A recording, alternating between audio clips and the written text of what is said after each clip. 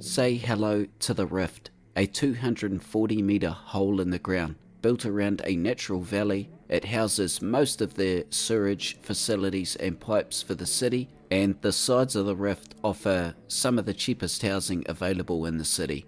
I'd like to welcome everybody to episode 7 of Blackstar City.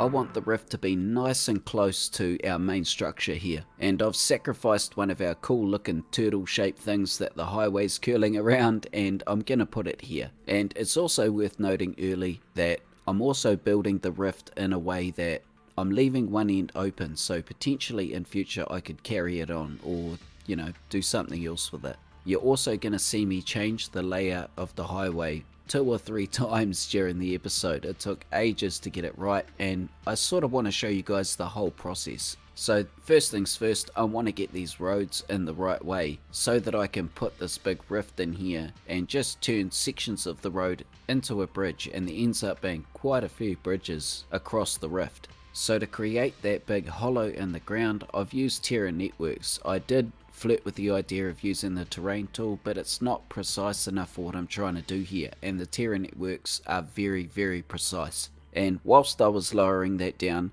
I uncovered a godforsaken procedural object structure that I had to spend quite a bit of time getting out of the way. But I will say quickly, that actually gave me a really, really good idea for a future episode that I'm gonna run with. So yeah, that's the bright side of that, I suppose. So with everything out of the way, I stretch a sort of appropriate shaped building to a really, really large size just to measure the side of the valley wall. Then I'm going to lift that out onto the flat terrain where it's a little bit easier to work with and create the buildings we're going to have down the sides of the rift. And once we're finished, we'll just copy it with move it and move it back into place. So I lay out a road here and we go through all of the types of buildings that I'm thinking for this area. What I'm picturing and imagining for this area is really derelict. It's quite obvious. This is the cheapest area, or one of the cheapest areas in the town. So initially here, I'm looking at abandoned buildings. And Daphne has released a whole lot of really abandoned looking and broken skyscrapers and apartment buildings, and these are perfect. Well, initially I thought they were. I actually end up changing these, but that's all sort of part of the process. What I end up going with is these stacked futuristic capsules in these sort of frames. And the reason I went with these is because A, they look lived in, and B, they also look like sort of governmental type houses or apartments that are available at a low cost, sort of like state housing, I guess. So I'll stack a few up here and then just copy it with move it. Massively, like we come way up with these and copy them over and over and over, and there must be probably about 200 or 300 capsules all up in the rift. And this is probably the first area within the city, or at least one of the first, that is really not going to have any function. I'm not putting any real houses down here or anything like that. This is purely cosmetic. It's just pretty much to make it look cool in this area. Remembering too that, the city's supposed to be many, many years in the future, so there's going to be parts of the city that maybe just look unrelatable to us a little bit. Anyways, I'm not too upset about this area having zero functionality because it looks really, really cool. So we end up copying over our big wall that we've been working on and getting it in place. And basically, I'll just copy this over and over and then change it very slightly from wall to wall. You can see here that I've also added these sort of like vertical farm levels where I'd imagine the people that live here, or the majority of them, maybe they work in these vertical farms, and these create a lot of food for the city. They would only get a small amount of sunlight being down in these valleys, but maybe they're supplemented by sort of lights on each individual level to help the growth of the plants. In any case, there's got to be food being produced somewhere in the city, and this is probably not a bad start. So at this point, I've got most of the walls and the structures in place. I've got to do a little bit of fine tuning here, and then with the rest of the areas I've left open, I want to use these big cyber plates here. And you know what? I've forgotten the name of the asset creator that's made these. There's so many good ones that have come out recently, but these cyber plates I've used all over the city. They're just these random looking, sci-fi looking plates. And they also come in this massive size, and the reason why that is really, really cool is because when we use procedural objects and squeeze them down really small, which I do very, very often, the texture just gets better and better and better, and they look really, really good. Just a little reminder guys, if you want to go and check out my sci-fi collection with all this stuff in it, there is a link in the description.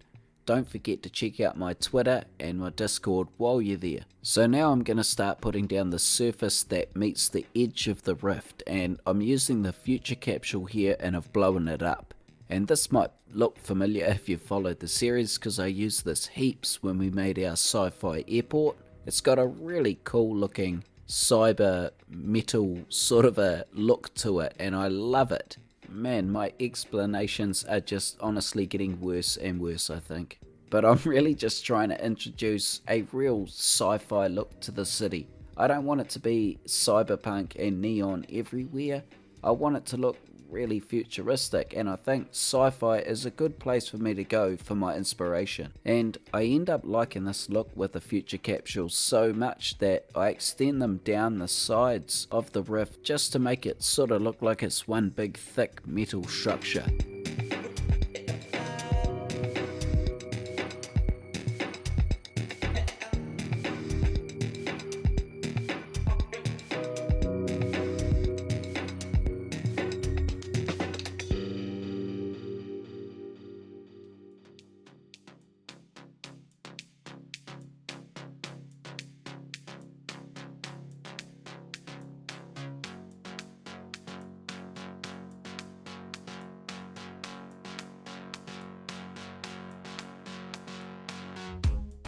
At this point here, I'm really excited. It's looking really, really cool. So I just want to fly around and change a couple of things on different walls. And then we're going to move on to putting something on the ends of this and doing something with the bottom of it.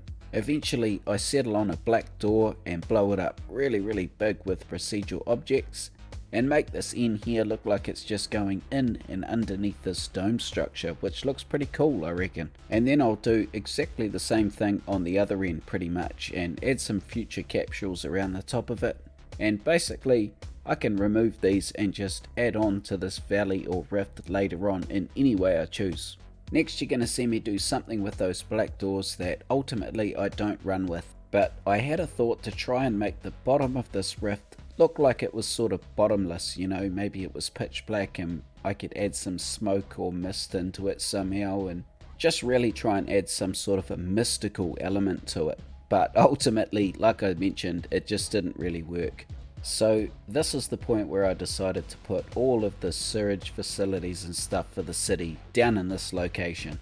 Maybe this rift acts as some sort of a catchment as well if anything goes wrong, but in any case it definitely explains why the rift has the cheapest housing in the city. And basically I'm just running one sewage line through the middle with different little T sections off it that might run into sort of would-be processors or whatever.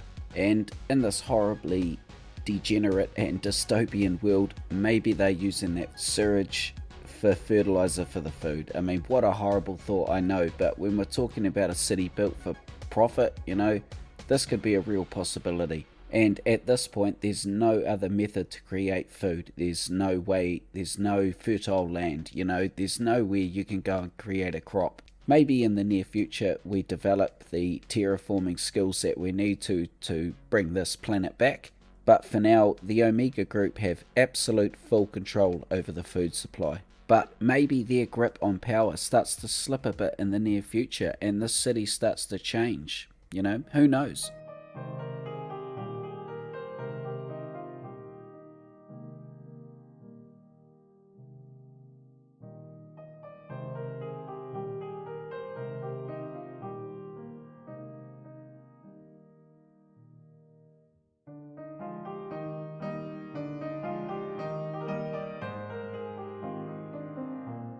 I would really love to know your guys' thoughts on the city progressing through time and, you know, maybe going through a sort of a revolution. Maybe that sort of presents the opportunity to showcase what that would mean for a city. What would happen to a city of this sort of type if it went through a completely peaceful transformation? No more advertising, no more pushing agendas. It's an interesting thought. Anyway, here on screen you can see me doing something really of vital importance. I'm removing the round highway we had going through here, and I'm making it follow our infrastructure a little bit more closely. I actually spent hours off camera trying to detail around this round highway without realizing it was actually that round highway that wasn't going with anything that I had built. And once I changed it to sort of follow around our infrastructure, and especially the rift that we've just made, it just all made sense and fit a lot better. So we go with this sort of a double stacked highway type of thing. If you're watching my San Francisco series, this is the type of setup we have going over the Bay Bridge. And the reason I've done that here is because it's a great space saver. So I'm going to finish out the top of the rift here where it meets the rest of our residential block here we built in the last episode with just sort of random industrial props. And recently I've been watching heaps of The Ghost in the Shell. I don't know if you guys know that or not, but it's a movie with a really futuristic setting. And one sort of predominant thing that they have in that movie is 3D holographic advertising that sort of moves around. It's very eye-catching, and there is a lot to take in from that movie, but that's the main inspiration I've taken so far, and we add that into Blackstar here.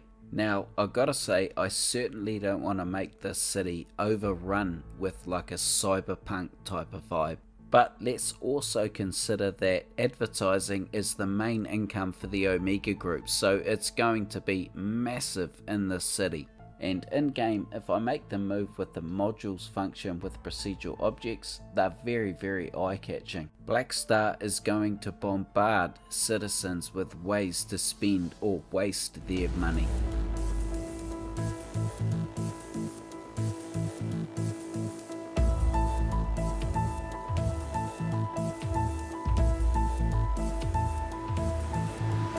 So at this point, the actual rift is pretty much finished, and the edge of the rift that we just finished is covered in advertising because it meets our residential block with lots and lots of foot traffic. But over this side of the rift that we're working on now, it's going to be very much contrasted to that. I've used one of the assets here from the absolute sci-fi and futuristic king, Quad Riders, and put it right on the edge of the rift, sort of like it's some sort of, you know, research building or whatever. But ultimately I want this side of the rift looking way more sort of sci-fi than the other side. And there's a few challenges here because this meets our racetrack that we built a few episodes back, and it also meets some pretty major intersections within the city. So I'm pretty much going to change the whole grid pattern here really.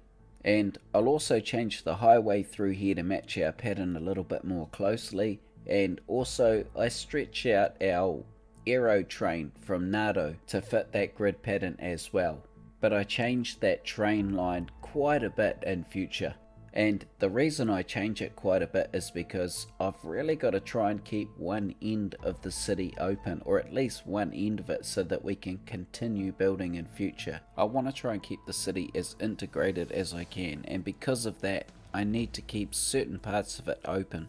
So for now, to achieve that, I just put another floating train station out a little bit from our grid pattern, run the tracks out, and then I can build out to there in future really easily. So along with that little grid pattern that we made, that's going to make up the next episode. We're going to fill that all in with buildings and some pretty cool stuff. So anyway, now we are finally going to push back and finish off the inside of our racetrack that we were supposed to do a few episodes back. And normally I pride myself on actually finishing areas one by one so I don't have to go back to them, but for whatever reason I just procrastinated on like level 10 with this area. But now we're finally coming back, and I think it looks really cool what I do here. This is going to be very much a Cyberpunk 2077 inspired little park area. So if we start on a practical level here, I've included an area where the cars on the racetrack can run off this corner if they need to, spin out, and then, you know, whatever, carry on with the race. there's a little wee concrete barrier in between that area and the park area that we build. And the park area is actually very simple. I just put a yellow decal on the ground, a few little grass areas with trees around, and I'll also put some pedestrian paths in here and then turn them invisible.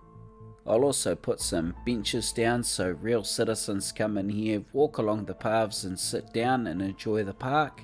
And if they're lucky, they might just see a car spin out and then try and get back on the track. And I love the fact that some of the citizens in the city, their favourite park has a Tron style racetrack running around it, like directly next to where they may be sitting feeding the birds.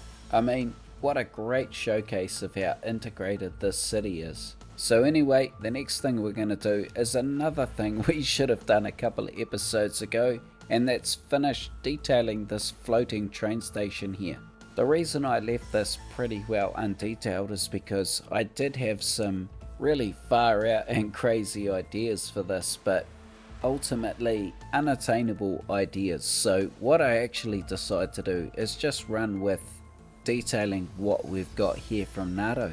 So looking at this, he's got 2 levels to it, and I'm gonna work and detail the bottom level because the top level that actually boards to the vehicle or the train is pretty well detailed already.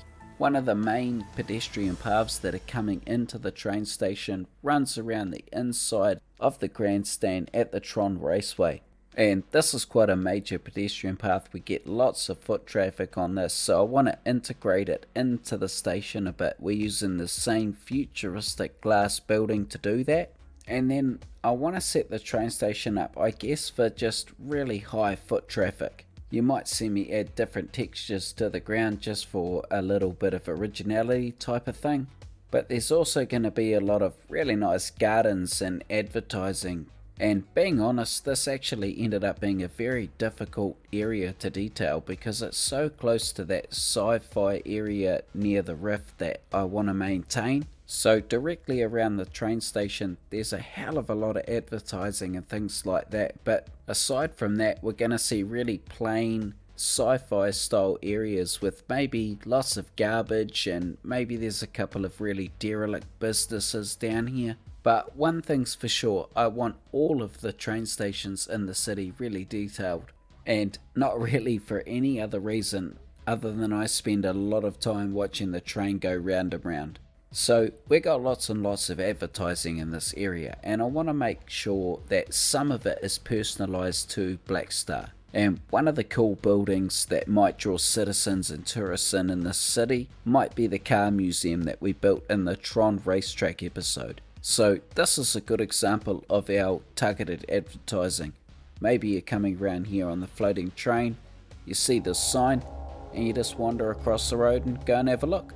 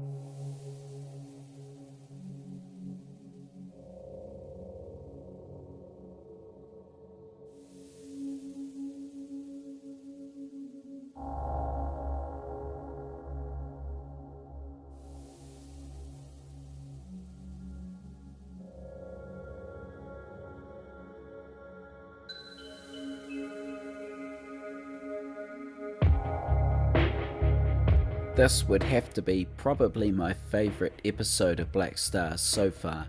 I have to try and sort of conjure up a certain amount of inspiration for each episode, but this episode here just seems so easy to do. And I think that's because I was really into this idea. I'm sold on it. I love the idea of it, and I'm really happy with how it came out. I'm also really happy that you chose to come and watch it. Thank you so much. And if you guys have got any ideas on what you think I should add in future, please write me a comment. Take it easy, guys. I hope to see you on the next episode. Peace out.